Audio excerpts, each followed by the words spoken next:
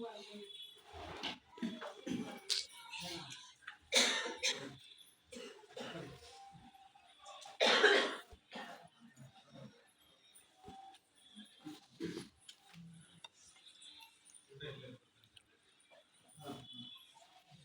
ಶಾಂತಿ. ಓಂ ಶಾಂತಿ. ಓಂ ಶಾಂತಿ. ಬಾಬಾ ಇವತ್ತು ವಿಶೇಷವಾಗಿ ಬ್ಲೆಸ್ಸಿಂಗ್ ಆಶೀರ್ವಾದ ಯಾವುದರಿಂದ ಸಿಕ್ಕತ್ತೆ ನಮ್ಮೆಲ್ಲರಿಗೂ? ಮುರಳಿಯಿಂದ. ಪ್ರತಿದಿನ ಬಾಬಾ ನಮಗೆ ಏನು ಮಾಡುತ್ತಿರ್ತಾರೆ? ಬ್ಲೆಸ್ಸಿಂಗ್ಸ್. ಅದನ್ನು ಯಾವಾಗಲೂ ಕೂಡ ನಮ್ಮ ಜೊತೆಯಲ್ಲಿ ಇದ್ದಾಗ ಅದಕ್ಕೆ ಬಾಬಾ ಇವತ್ತು ಹೇಳಿದರೆ ಮಾಯೆಯಿಂದ ಮುಕ್ತ ಆಗೋದು ಯಾವ ರೀತಿಯಲ್ಲಿ. ಏಕೆ ಮಾಯಾ ಜಗತ್ತಲ್ಲಿ ಇದ್ದೀವಿ ಅಂದರೆ ಮಾಯೆ ಏನು ಮಾಡುತ್ತೆ? ಒಂದಲ್ಲ ಒಂದು ರೀತಿಯಲ್ಲಿ ತನ್ನ ಕಡೆ ಆಕರ್ಷಣೆ ಮಾಡುತ್ತದೆ. ಅದರಿಂದ ಮುಕ್ತ ಆಗಬೇಕಾದ್ರೆ ತಂದೆಯ ಶಿಕ್ಷಣ ಬಹಳ ಮುಖ್ಯ. ಅದಕ್ಕೆ ಬಾಬಾ ಹೇಳ್ತಾರೆ, ನಾನು ಶಿಕ್ಷಕನಾಗಿ ತಾವು ಮಕ್ಕಳಿಗೆ ಪ್ರತಿದಿನವೂ ಪ್ರತಿ ಕ್ಷಣದಲ್ಲೂ ನಿಮಗೆ ಶಿಕ್ಷಣ ಕೊಡುತ್ತೀನಿ. ಆ ಶಿಕ್ಷಣ ನಮಗೆ ಒಂದು ರೀತಿ ಕವಚವಾಗಿರುತ್ತದೆ, ರಕ್ಷಣೆ ಮಾಡುತ್ತದೆ. ಹೌದಾ? ಮಾಯೆಯಿಂದ ಬಚಾವಾಗಬೇಕಂದ್ರೆ ರಕ್ಷಣೆ ಆಗಬೇಕು. ಮಾಯೆಯಿಂದ ಮುಕ್ತ ಆಗಬೇಕಂದ್ರೆ ಏನು ಮಾಡಬೇಕು? ಏನು ಕೇಳ್ತೀವಿ ಅದನ್ನ ಧಾರಣೆ ಮಾಡಬೇಕು. ಅಷ್ಟೇ ಅಲ್ಲ, ಬಾಬನ ಜೊತೆ ಕಂಬೈಂಡ್ ಆಗಿರಬೇಕು. ಹೌದಲ್ಲ? ಬಾಬನ ಜೊತೆಗಾರನಾಗಿ ಮಾಡಿಕೊಳ್ಬೇಕು, ಜೊತೆಯಲ್ಲಿ ಇರಬೇಕು. ಆಗಷ್ಟೇ ನಾವೆಲ್ಲರೂ ಕೂಡ ಮುಕ್ತ ಆಗಲಿಕ್ಕೆ ಸಾಧ್ಯ, ಬಚಾವಾಗಲಿಕ್ಕೆ ಸಾಧ್ಯ, ದೂರ ಇರಲಿಕ್ಕೆ ಸಾಧ್ಯ ಮಾಯೆಯಿಂದ. ಹಾಗೆ ಬಾಬಾ ಇವತ್ತು ನಮ್ಮೆಲ್ಲರಿಗೂ ವಿಶೇಷವಾಗಿ ಒಂದೊಂದು ಜ್ಞಾನದ ಮುತ್ತುಗಳನ್ನು, ಜ್ಞಾನದ ರತ್ನಗಳನ್ನು ಅದನ್ನು ಸೇಫ್ ಆಗಿ ಇಟ್ಕೊಳ್ಳೋದೇ ನಮ್ಮೆಲ್ಲರ ಕರ್ತವ್ಯ, ಜವಾಬ್ದಾರಿ. ಬಾಬಾ ಮೊನ್ನೆ ಕೂಡ ಹೇಳಿದ್ರಲ್ಲ, ಈಗ ಬರ್ತಿದೆ ಶಿವರಾತ್ರಿ. ಅದಕ್ಕೆ ಶಿವರಾತ್ರಿಯಲ್ಲಿ ನೀವೇನೇನು ಮಾಡಬೇಕು, ಯಾವ ರೀತಿಯಲ್ಲಿ ಮಾಡಬೇಕು, ಜನಗಳಿಗೆ ಹೇಗೆ ಸಂದೇಶ ಮುಟ್ಟಿಸ್ಬೇಕು, ಅದೆಲ್ಲ ಯಾರ್ದು ಜವಾಬ್ದಾರಿ? ಮಕ್ಕಳ ಜವಾಬ್ದಾರಿ. ಪೂಜೆ ನಡಿ. ಸ್ವಲ್ಪ ಮುಂದೆ ಬನ್ನಿ ಹಾಕೊಂಡು. ಸಾಲಿಗ್ರಾಮಗಳ ಹೌದಲ್ಲ? ಬಾಬಾದವರು ದೊಡ್ಡ ರೂಪದಲ್ಲಿ ಪೂಜೆ ಆಗತ್ತೆ, ನಮ್ಮದು ಸಾಲಿಗ್ರಾಮಗಳ ರೀತಿಯಲ್ಲಿ ಪೂಜೆ ಆಗತ್ತೆ. ಪೂಜೆ ಮಾಡಿಸ್ಲಿಕ್ಕೆ ಯೋಗ್ಯರಾಗಬೇಕು. ಮಹಿಮೆಗೂ ಯೋಗ್ಯರು, ಪೂಜೆಗೂ ಯೋಗ್ಯರು, ಗಾಯನಕ್ಕೂ ಯೋಗ್ಯರು. ಪೂಜೆಗೆ, ಮಹಿಮೆಗೆ, ಗಾಯನಕ್ಕೆ ಮೂರ ರೀತಿಯಲ್ಲೂ ಕೂಡ ನಾವೇನಾಗಬೇಕು?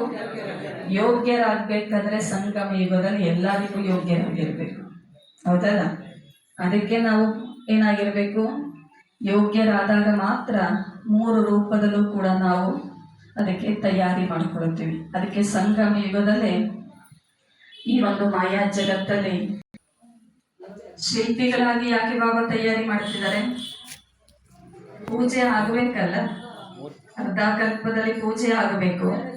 ಅರ್ಧ ಕಲ್ಪಕ್ಕೆ ಪದವಿಗೆ ಯೋಗ್ಯರಾಗಬೇಕು. ಅರ್ಧ ಕಲ್ಪಕ್ಕೆ ಪೂಜೆಗಾರಿಗೆ ಪೂಜೆ ಮಾಡಿಸ್ಕೊಳ್ಳೋದಕ್ಕೆ ಯೋಗ್ಯರಾಗಬೇಕು. ಇನ್ನು ಅರ್ಧ ಕಲ್ಪ ಪದವಿಗೆ ಯೋಗ್ಯರಾಗಬೇಕು. ಅಂದಾಗ ಸಂಗಮ ಯುಗದಲ್ಲಿ ಎಷ್ಟು ಯೋಗ್ಯರಾಗಬೇಕು ಅನ್ನೋದನ್ನ ನಾವು ನಮಗೆ ನಾವೇ ಪರಿಶೀಲನೆ ಮಾಡ್ಕೊಳ್ಬೇಕು, ಚೆಕಿಂಗ್ ಮಾಡ್ಕೊಳ್ಬೇಕು. ಚೆಕಿಂಗ್ ಮಾಡ್ಕೊಳ್ತಾ ಚೇಂಜ್ ಸಹ ಆಗಬೇಕು. ಬರೀ ಜಗತ್ತನ್ನಷ್ಟೇ ಚೇಂಜ್ ಮಾಡೋದಲ್ಲ, ಯಾರನ್ನ ಚೇಂಜ್ ಮಾಡಬೇಕು? ಸ್ವಯಂನ ಬದಲಾವಣೆ. ಅದಕ್ಕೆ ಬಾಬಾ ಹೇಳ್ತಾರೆ, ಸ್ವಯಂನ ಬದಲಾವಣೆ, ಮನೆಯ ಬದಲಾವಣೆ, ಅಕ್ಕಪಕ್ಕದ ಬದಲಾವಣೆ, ನಂತರ ಪ್ರಕೃತಿಗೆ ಬದಲಾವಣೆ, ಮತ್ತೆ ವಿಶ್ವದ ಬದಲಾವಣೆ. ಎಷ್ಟು ರೂಪಗಳಲ್ಲಿ ಬದಲಾವಣೆ ಆದಾಗ ಪದವಿ ಎರಡು ಕೂಡ ತಯಾರಿ ಮಾಡಿಕೊಳ್ಳುವಂಥ ಸಮಯ. ಹಾಗಾಗಿ ಬಾಬಾ ಸಾಕಷ್ಟು ರೀತಿಯಲ್ಲಿ ವಿಧಿವಿಧಾನಗಳಲ್ಲಿ ನಮಗೆ ಪ್ರತಿದಿನವೂ ಈ ಒಂದು ಮಕ್ಕಳನ್ನ ರಕ್ಷಣೆಯಲ್ಲಿ ಮಾಡ್ತಿದ್ದಾರೆ. ಹಾಗಾಗಿ ಬಾಬನಿಗೆ ಥ್ಯಾಂಕ್ಸ್ ಹೇಳುತ್ತಾ, ಬಾಪ್ತಾದ, ಬಾಬಾ, ದಾದಿಯಂದಿರು, ಯಾರೆಲ್ಲ ತಪಸ್ವಿಯರು, ಹಳುಬರಿದ್ದಾರೆ, ಅವರೆಲ್ಲರಿಗೂ ಕೂಡ ನಾವು ಏನೆಲ್ಲಬೇಕು?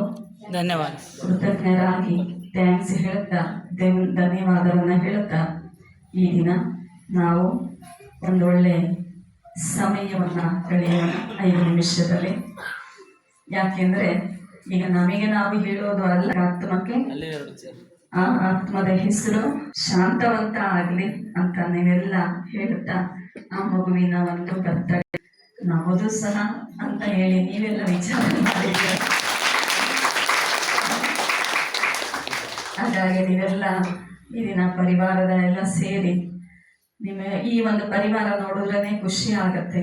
ಯಾಕೆಂದ್ರೆ ಅಷ್ಟೆಲ್ಲ ನಮ್ಮ ಮೇಲೆ ಪ್ರೀತಿ ಇಟ್ಟಿದ್ದೀರಾ, ಗೌರವಿಸ್ತಿದ್ದೀರಾ, ಸನ್ಮಾನ ಮಾಡ್ತಿದ್ದೀರಾ. ಪ್ರತಿ ಸಮಯದಲ್ಲೂ ಕೂಡ ಎಲ್ಲ ಸರ್ವ ರೀತಿಯಲ್ಲೂ ಭಾವ ಅಂತೂ ಸರ್ವ ರೀತಿಯಲ್ಲೂ ಕೂಡ ನಮ್ಮ ಪಾಲನೆ ಮಾಡೇ ಮಾಡ್ತಾರೆ.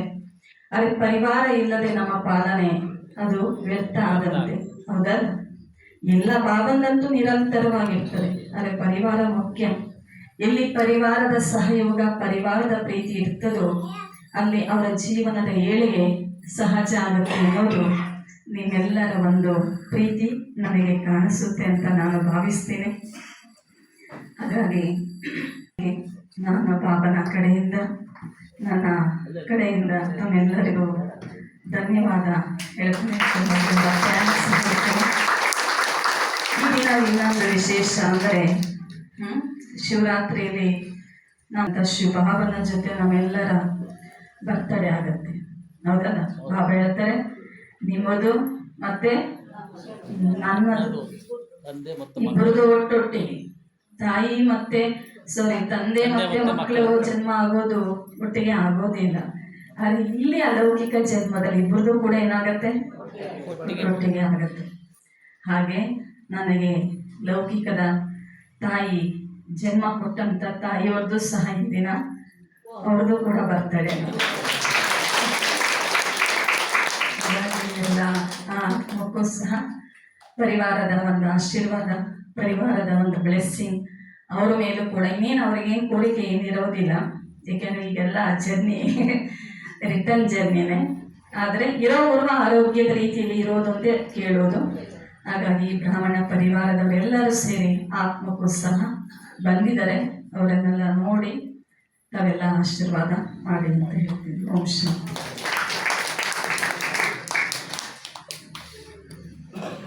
ಓಂ ಶಾಂತಿ. ಎಲ್ಲರ ಪರವಾಗಿ ನಾನೊಂದು 2 ನಿಮಿಷ ಮಾತಾಡ್ತೀನಿ, ಯಾಕೆಂದರೆ ಸಮಯ ಮುಂದೆ ಹೋಗ್ತಾ ಇರುತ್ತೆ. ಇವತ್ತು ನಿಮಿತ್ತ ಟೀಚರ್ ಆಗಿರ್ತಕ್ಕಂಥ ಉಮ್ಮಕ್ಕ ಅವ್ರದ ಲೌಕಿಕ ಜನ್ಮದಿನ.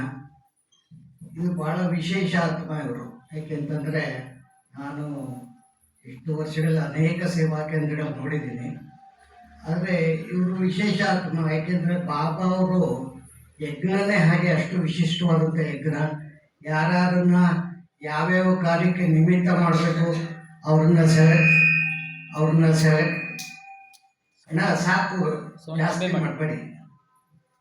ಯಾರ್ಯಾರನ್ನ ಯಾವ್ಯಾವ ಕಾರ್ಯಕ್ಕೆ ನಿಮಿತ್ತ ಮಾಡಬೇಕು ಅವ್ರನ್ನ ನಿಮಿತ್ತ ಮಾಡ್ತಾರೆ. ಏಕೆಂದರೆ ಪ್ರತಿಯೊಂದಕ್ಕೂ ಪ್ರತಿಯೊಬ್ಬರಿಗೂ ವಿಶೇಷತೆ ಇದೆ. ಹಾಗೆ ಈ ಒಂದು ವಿಶೇಷ ಕಾರ್ಯಕ್ಕೆ ವಿಶೇಷ ಆತ್ಮಗಳನ್ನೇ ಸೆಲೆಕ್ಟ್ ಮಾಡ್ತಾರೆ. ಹಾಗಾಗಿ ಉಮ್ಮಕ್ಕ ಅವರು ಕೂಡ ಭಾಳ ಒಂದು ವಿಶೇಷ ಆತ್ಮ. ಅವರಲ್ಲಿ ಅನೇಕ ವಿಶೇಷತೆಗಳಿದೆ, ನಾನೇನು ವರ್ಣನೆ ಮಾಡೋಕ್ಕೆ ಹೋಗಲ್ಲ, ಯಾಕೆಂದರೆ ಎಲ್ಲರೂ ಅದನ್ನು ಅನುಭವ ಮಾಡಿರ್ತೀರಿ. ಮುಖ್ಯವಾದ ವಿಶೇಷತೆ ಅನ್ನೋದು ಹೇಳಲೇಬೇಕು. ಅವರಲ್ಲಿ ಪಾಲನೆಯ ಸಂಸ್ಕಾರ, ಪಾಲನೆಯ ವಿಶೇಷತೆ ಬಹಳ ಚೆನ್ನಾಗಿದೆ. ಮತ್ತು ಎಲ್ಲರನ್ನೂ ಸಂತುಷ್ಟ ಮಾಡ್ತಕ್ಕಂಥ ವಿಶೇಷತೆ ಭಾಳ ಮುಖ್ಯವಾಗಿದೆ. ಹಾಗಾಗಿ ನಿಮ್ಮೆಲ್ಲರ ಪರವಾಗಿ ಅವರಿಗೆ ಇರೋಷ್ಟು ದಿವಸನೂ ಆರೋಗ್ಯ ಚೆನ್ನಾಗಿರಲಿ ಅಂತ ನಿಮ್ಮೆಲ್ಲರ ಪರವಾಗಿ ಒಂದು ಸಂಕಲ್ಪವನ್ನು ಮಾಡ್ತೀನಿ. ಹಾಗಾಗಿ ಇನ್ನು ಮುಂದೆ ಕೂಡ ಅವರು ಚೆನ್ನಾಗಿ ಸೇವೆ ಮಾಡ್ತಾ ಇರ್ತಾರೆ. ನಾವೆಲ್ಲರೂ ಅವರಿಗೆ ಸಹಯೋಗ ಕೊಡೋದೇ ಬಹಳ ದೊಡ್ಡದಾದಂಥ ಒಂದು ಸೇವೆ ಆಗಿದೆ. ಅದೇ ದೊಡ್ಡ ಗಿಫ್ಟು.